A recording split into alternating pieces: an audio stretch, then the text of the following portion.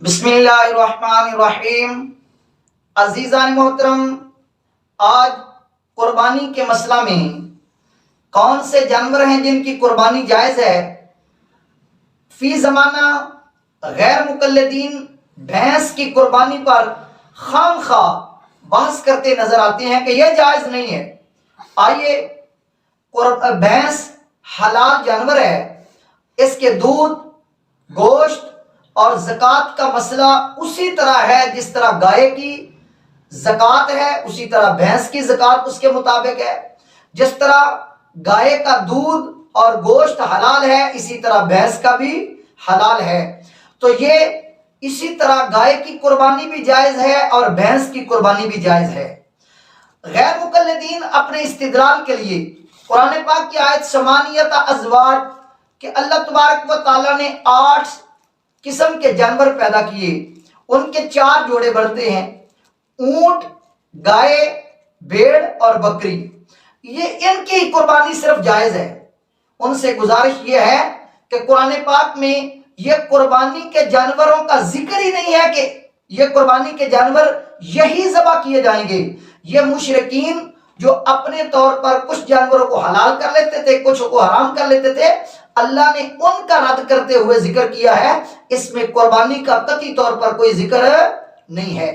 آئیے، غیر مقلدین کے خود فتاوی جات اس پر شاہد ہیں کہ جس طرح گائے کی قربانی جائز ہے، اس طرح بھینس کی قربانی بھی جائز ہے۔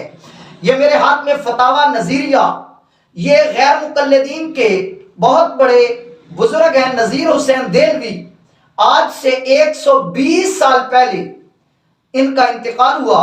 فتاوی نظیریہ مطبوعہ لاہور، جلد نمبر 3 صفحہ نمبر 257 پر 3 مقام پر لکھا، فرمایا قربانی کے جانوروں کی عمر کتنی ہونی چاہیے؟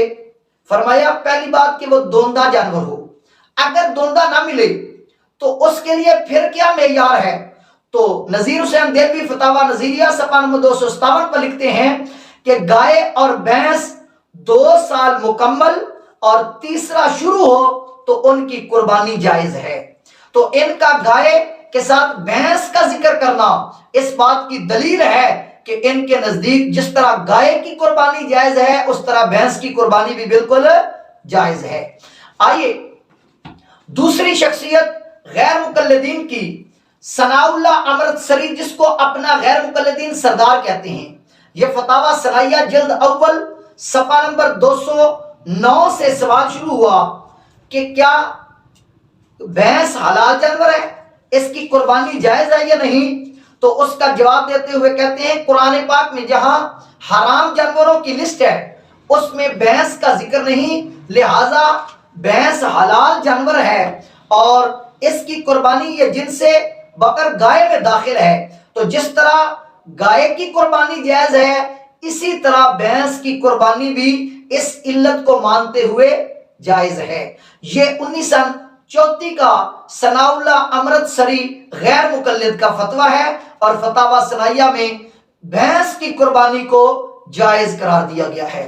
آئیے، یہ تیسری کتاب غیر مقلدین کے ایک حافظ نعیم الحق ملتانی، یہ بہاولپور کے ایک ادارہ کے شیخ الحدیث ہیں غیر مقلدین کے، تو انہوں نے پوری کتاب بھینس کی قربانی کے جواز پر لکھی اور نام ہے بھینس کی قربانی کا تحقیقی جائزہ۔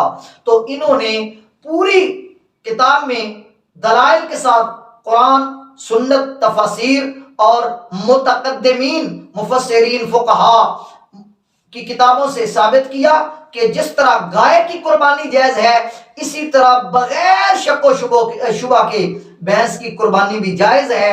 اور جتنے اعتراضات غیر مقلدین کرتے ہیں ان کے جوابات لکھتے ہوئے رزلٹ دیا ہے کہ بھینس اور گائے کی قربانی بالاتفاق اسی طرح جائز ہے جس طرح گائے کی جائز ہے، بھینس کی بھی جائز ہے۔ تو لہذا غیر مقلدین کے پاس بھینس کی قربانی کا عدم جواز اور حرمت ناجائز ہونے کی قرآن و حدیث اور صحابہ و اجماع کے ساتھ کوئی دلیل نہیں۔ یہ بلا وجہ ان کو اللہ تبارک و تعالیٰ سے خوف کرنا چاہیے اور مسلمانوں کو انتشار سے بچانا چاہیے، خام خواہ انتشار کا سبب نہ بنے۔